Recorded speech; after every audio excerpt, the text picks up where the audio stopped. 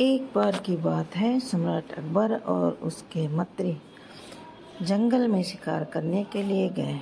वे दोनों अपने शाही दरबार से दूर थे और दिन भर शिकार करने के बाद थक गए। एक जगह पर उन्होंने आराम करने का निर्णय लिया और बीरबल से कहा, बीरबल तुम यहाँ आराम करो, मैं थोड़ी देर में वापस आता हूँ। बीरबल ने अकबर को जाते हुए देखा और फिर उसके बाद वहाँ पर अकेले बैठकर अपने मन की बातें करने लगे।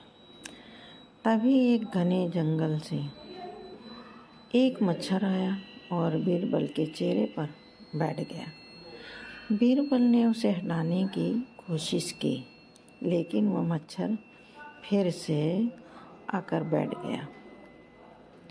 बीरबल परेशान होकर सोचने लगा, यह मच्छर बड़ा ही नटखट है, बार बार आकर बैठ जाता है, क्या किया जाए।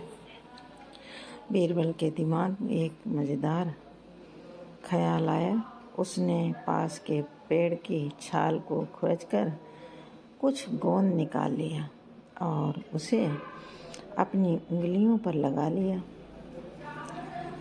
फिर उसने धीरे धीरे मच्छर को अपनी उंगली से पकड़ा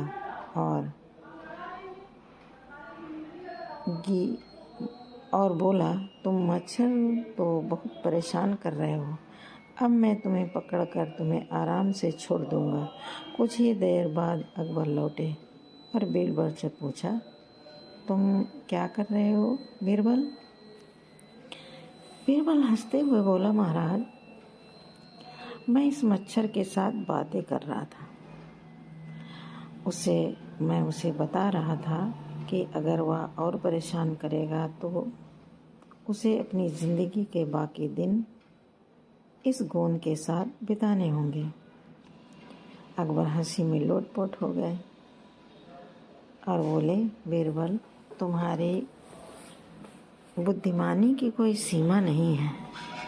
बीरबल ने शांति से जवाब दिया, महाराज, हर समस्या का हल बुद्धिमानी से ही होता है, चाहे वह मच्छर हो या कोई और परेशानी।